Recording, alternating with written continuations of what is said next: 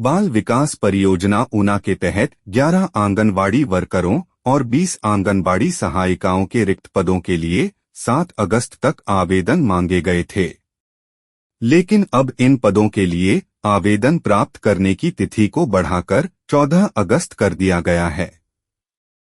यह जानकारी देते हुए बाल विकास परियोजना अधिकारी कुलदीप सिंह दयाल ने बताया कि 18 से 35 वर्ष की पात्र महिलाएं अपना आवेदन सादे कागज पर भर के 14 अगस्त साय 5 बजे तक बाल विकास अधिकारी कार्यालय ऊना में जमा करवा सकती हैं। उन्होंने बताया कि आंगनबाड़ी केंद्र समूर कला, आदर्श नगर अप्पर अरनियाला, हरिजन मोहल्ला अप्पर कोटला कला, रैनसरी मध्य बदोली 1, भटोली 1, वाल्मीकि मोहल्ला 1, बहडाला, लमलहड़ा पुराना, केंद्रन 18 बसदेहड़ा, भडोलिया कला बाड़ेवाला मोहल्ला व चिलावाला मोहल्ला बड़ेहर में आंगनबाड़ी वर्करों और आंगनबाड़ी केंद्र राजपूत मोहल्ला 1, बहडाला, रायपुर 4, लमलहड़ा 2, लमलहड़ा ब्राह्मण मोहल्ला, केंद्रन 16 बसदेहड़ा, केंद्रन 13 बसदेहड़ा, नारी जखेड़ा 2, भटोली 2, सनोली राजपूत जट मोहल्ला 2, प्रेम नगर ऊना, रामपुर 2, धमांदरी मनसोह ब्राह्मण पट्टी मलाहत, रामपुर हरिजन मोहल्ला, अप्पर देहला माहल दर्जी -2, टक्का राम सहाय, त्युड़ी 3, नीलाघाट कॉलोनी व अप्पर बसाल में आंगनबाड़ी सहायिकाओं के रिक्त पद भरे जाएंगे। जिला रेडक्रॉस सोसाइटी ऊना के अध्यक्ष एवं उपायुक्त जतिन लाल ने रेडक्रॉस सोसाइटी के सदस्यों से अधिक लोगों को सोसाइटी से जोड़ने के लिए विशेष प्रयास करने का आग्रह किया है। उन्होंने कहा कि गरीबों और साधनहीन व्यक्तियों को सहारा देने में रेडक्रॉस सोसाइटी की महत्वपूर्ण भूमिका है, इसलिए अधिक से अधिक लोगों को आजीवन सदस्य के तौर पर सोसाइटी से जोड़ना आवश्यक है ताकि जरूरतमंदों की अधिक सेवा की जा सके। जतिन लाल जिला रेडक्रॉस सोसाइटी की कार्यकारी समिति की बैठक की अध्यक्षता कर रहे थे। उपायुक्त ने युवाओं को नशे से बचाने और समग्र स्वास्थ्य एवं फिटनेस को लेकर व्यापक जन जागरूकता लाने पर भी बल दिया। उन्होंने बताया कि जिला प्रशासन ने समाज के समग्र कल्याण और उत्थान के लिए सामर्थ्य नामक एक नया प्रोजेक्ट आरंभ किया है, जिसे रेडक्रॉस के माध्यम से चलाया जाएगा। इसके लिए एक अलग बैंक खाता रखा गया है, जिसमें जिले के औद्योगिक प्रतिष्ठानों समेत सभी लोगों से अंशदान और सहयोग अपेक्षित है। उन्होंने बताया कि सामर्थ्य के तहत पहले चरण में प्रशासन ने जिले की आर्थिक रूप से कमजोर वर्गों की लड़कियों को उच्च शिक्षा में सहायता का जिम्मा लिया है। इसके अंतर्गत गरीब परिवारों की 25 जरूरतमंद लड़कियों को उनकी डिग्री या उच्च शिक्षा के लिए 2 लाख रुपए तक की वित्तीय सहायता प्रदान की जाएगी। जिला के किसान अपनी आलू फसल का बीमा 31 अगस्त तक करवाना सुनिश्चित करें। यह जानकारी देते हुए उपनिदेशक कृषि डॉ. कुलभूषण धीमान ने बताया कि एग्रीकल्चर इंश्योरेंस कंपनी द्वारा मौसम आधारित फसल बीमा योजना के अंतर्गत जिले के ऊना, हरोली, अंब एवं गगरेट ब्लॉक के आलू उत्पादकों की फसल का बीमा करने की तिथि 31 अगस्त निर्धारित की गई है। उपनिदेशक ने बताया कि फसल की किसान द्वारा देय प्रीमियम राशि 300 रुपए एवं बीमित राशि 6000 रुपए प्रति कनाल है। उन्होंने कहा कि जो अऋणी किसान अपनी आलू की फसल का बीमा करवाना चाहते हैं, वे अपने नजदीकी लोक मित्र केंद्र में आवश्यक दस्तावेजों जैसे कि आधार कार्ड, बैंक पासबुक, जमीनी फर्द एवं फसल बुआई प्रमाण पत्र और जो किसान ठेके पर जमीन लेकर आलू की खेती करते हैं, उन्हें हल्फनामा बनवाकर लगाना अनिवार्य होगा। इसके अलावा ऋणी किसानों की फसल का बीमा संबंधित बैंक शाखा द्वारा किया जाएगा। डॉ. कुलभूषण धीमान ने बताया कि पिछले सालों में जिले भर के किसानों को कंपनी द्वारा क्लेम प्रदान किया गया है। यह राशि किसान द्वारा देय प्रीमियम से लगभग 5 से 6 गुना ज्यादा दी गई है। उपायुक्त जतिन लाल ने ऊना जिले में विभिन्न विकास परियोजनाओं की प्रगति की समीक्षा की। बुधवार को संबंधित अधिकारियों के साथ बैठक में उन्होंने निर्माणाधीन परियोजनाओं को समयबद्ध रूप से पूरा करने और जिन परियोजनाओं का कार्य अभी शुरू नहीं हुआ है, उनकी सभी औपचारिकताएं शीघ्र पूरा करने के निर्देश दिए। जतिन लाल ने मलाहत में निर्माणाधीन पीजीआई सैटेलाइट सेंटर के कार्य की प्रगति का जायजा लिया और इसे तेजी से पूरा करने के निर्देश दिए। उन्होंने बताया कि मलाहत में सड़क पर बनने वाले 200 मीटर अंडरपास का टेंडर आवंटित हो चुका है और निर्माण कार्य 15 सितंबर से शुरू कर दिया जाएगा। उन्होंने भारतीय राष्ट्रीय राजमार्ग प्राधिकरण को निर्देश दिए कि निर्माण कार्य में गुणवत्ता का विशेष ध्यान रखा जाए और तय समय सीमा के भीतर कार्य पूरा किया जाए। उपायुक्त ने लठियाणी मंदली पुल के निर्माण को लेकर सभी औपचारिकताएं शीघ्रता से पूरा करने के निर्देश दिए।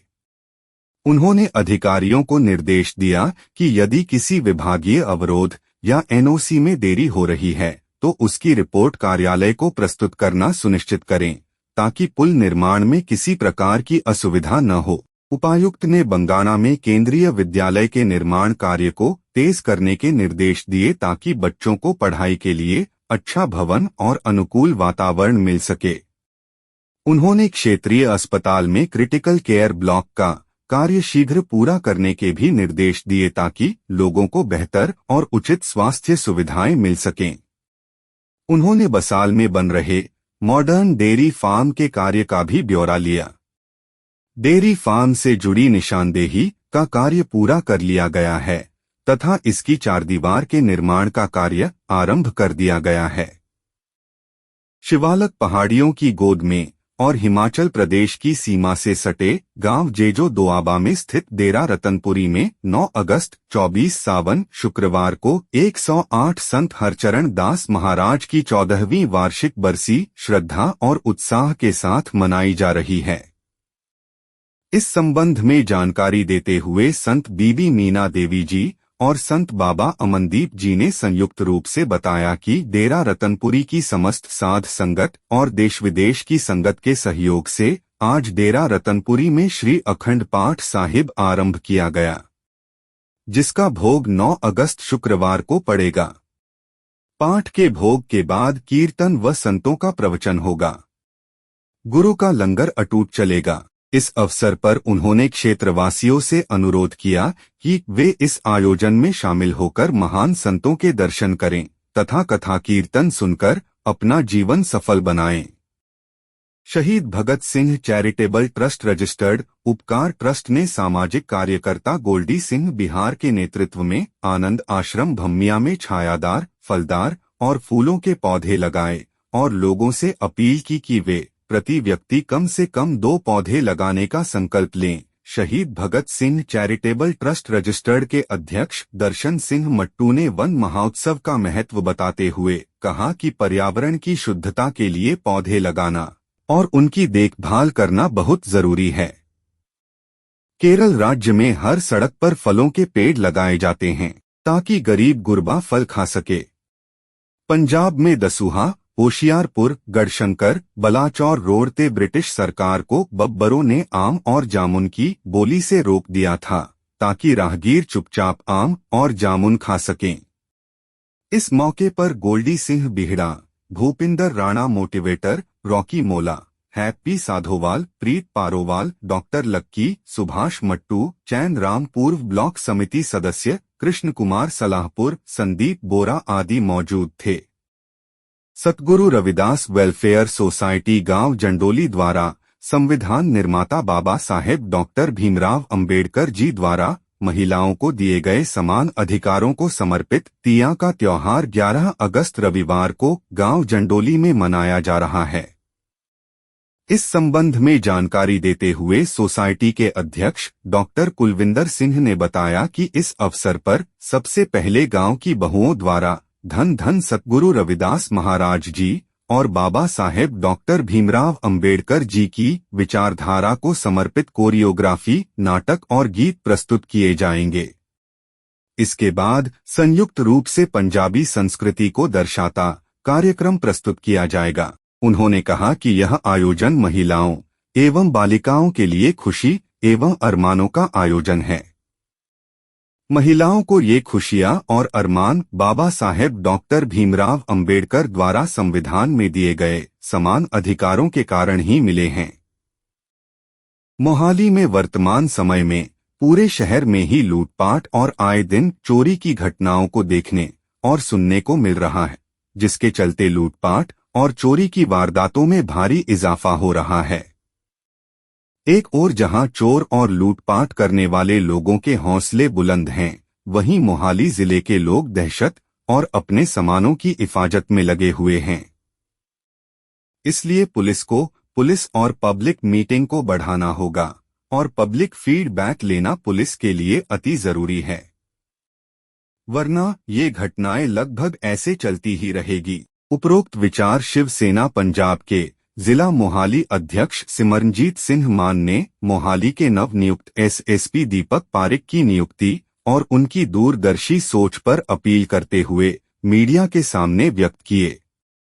पंजाब हितैषी यूथ लीडर सिमरनजीत सिंह मान का कहना है कि मोहाली के जिले के नवनियुक्त एसएसपी आईपीएस होने के साथ साथ जो कुछ उन्होंने प्रेस मिलनी में कहा और जिस तरह की सोच वो रखते हैं, यदि असल मायने में जमीन पर उतरकर पुलिस काम करे और अपनी जिम्मेदारी को समझते हुए ज्यादा से ज्यादा लोगों का विश्वास अपने ऊपर कायम कर सके, तो वह समय दूर नहीं जब लूटपाट और चोरी करने वाले लोग सलाखों के पीछे होंगे। Guru Angad Dev veterinary and animal sciences university Ludhiana के प्रसार शिक्षा निदेशालय ने पशु पोषण में नए रुझान विषय पर मिल्कफेड पंजाब के अधिकारियों के लिए एक प्रशिक्षण पाठ्यक्रम का आयोजन किया। डॉ इंद्रजीत सिंह वाइस चांसलर ने कहा कि भारत में डेयरी क्षेत्र चारे की कमी, खराब गुणवत्ता वाले चारे और डेयरी पशुओं के लिए असंतुलित राशन सहित कई चुनौतियों का सामना कर रहा है। उन्होंने कहा कि ऐसी समस्याओं के कारण पशुओं का उत्पादन कम हो जाता है। हमें इन मुद्दों का समाधान करने की जरूरत है। तकनीकी सुधार से हम भोजन में सुधार कर उत्पादन बढ़ा सकते हैं। डॉ प्रकाश सिंह बराड़ निदेशक प्रसार शिक्षा ने कहा कि बेहतर पोषण के साथ साथ पशुपालन प्रबंधन में सुधार करके उत्पादन बढ़ाया जा सकता है।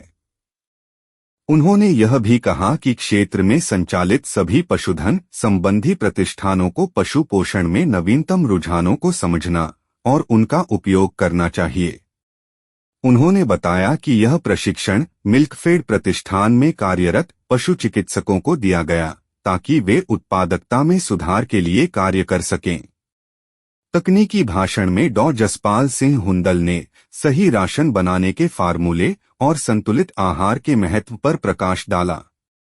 पंजाब ग्रामीण मजदूर यूनियन के राज्य स्तरीय निमंत्रण के तहत 19 से 26 अगस्त तक बीडीपीओ नवांशहर कार्यालय के समक्ष ब्लॉक स्तरीय धरने को लेकर आज गांव गोहलद्रो में मजदूरों की बैठक रखी गई है।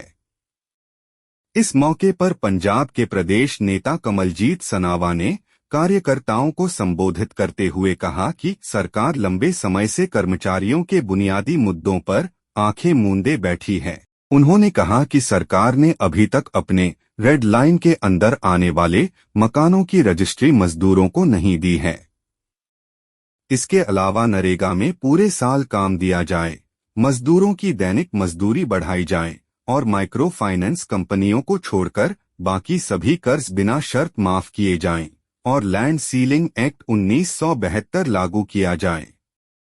इस मौके पर इलाके के नेता लाडी कोट राझा ने भी संबोधित किया और कहा कि सरकार को हर मजदूर को 5 से 5 मरले के प्लॉट देने चाहिए और मजदूरों के कच्चे घरों को ठीक करने के लिए अनुदान भी जारी करना चाहिए। यहां श्री गुरु गोबिंद सिंह खालसा कॉलेज माहिलपुर में कॉलेज के प्रिंसिपल परविंदर सिंह के निर्देशन में कॉलेज की एनएसएस इकाई द्वारा एक विशेष व्याख्यान का आयोजन किया गया। इस अवसर पर साइबर क्राइम जागरूकता कार्यक्रम के तहत एनएसएस यूनिट के कार्यक्रम अधिकारी डॉक्टर बलवीर कौर एवं डॉक्टर राजेंद्र प्रसाद द्वारा विशेष व्याख्यान दिया गया। इस अवसर पर वक्ताओं ने अपने संबोधन में साइबर अपराध के माध्यम से हमारे समाज में लोगों के मानसिक एवं आर्थिक शोषण पर प्रकाश डाला। उन्होंने कहा कि साइबर क्राइम इस समय पूरी दुनिया में एक बड़ी चुनौती है, जिससे बचने के लिए हमें विशेष रूप से जागरूक होने की जरूरत है। उन्होंने छात्रों को देश का जागरूक नागरिक बनने के लिए प्रोत्साहित किया और उनसे इंटरनेट, सोशल मीडिया और अन्य जन संचार उपकरणों का उपयोग करते समय विशेष रूप से सतर्क रहने को कहा। वक्ताओं ने विद्यार्थियों द्वारा पूछे गए सवालों के जवाब भी दिए। गढ़शंकर के गांव झोनोवाल के अजायब सिंह बोपाराय को पंजाब किसान खेत मजदूर यूनियन पंजाब का प्रवक्ता नियुक्त किया गया है। बता दें कि अजायब सिंह बोपाराय अखिल भारतीय जाट महासभा पंजाब के प्रभारी महासचिव भी हैं। अजायब सिंह बोपाराय ने लगातार किसान आंदोलन में हिस्सा लिया था और दिल्ली की सीमा पर चल रहे किसान संघर्ष में भी लगातार हिस्सा लिया था। विभिन्न प्रतियोगिताओं के साथ हथकरघा दिवस मनाया गया। 7 अगस्त को university institute of fashion and lifestyle technology ने बड़े उत्साह और रचनात्मकता के साथ हथकरघा दिवस मनाया। इस कार्यक्रम में पोस्टर मेकिंग, फैब्रिक अलंकरण और एक प्रश्नोत्तरी सहित कई प्रतियोगिताएं हुई, जिनका उद्देश्य हथकरघा कला की समृद्ध विरासत को बढ़ावा देना था। इन प्रतियोगिताओं के विजेताओं की घोषणा की गई, जिसमें छात्रों की उल्लेखनीय प्रतिभा का प्रदर्शन किया गया। बीएससी 5वें सेमेस्टर की सिदक कौर ने पोस्टर मेकिंग प्रतियोगिता जीती, जबकि बीएससी प्रथम सेमेस्टर की हरनूर फैब्रिक अलंकरण श्रेणी में विजयी हुई। चेयरपर्सन प्रभदीप बराड़, पीएचडी, यूआईएफटी और वीडी ने कहा कि इन गतिविधियों ने न केवल छात्रों के कलात्मक कौशल को उजागर किया, बल्कि पारंपरिक हथकरघा शिल्प को संरक्षित करने और मनाने के लिए उनके समर्पण को भी उजागर किया।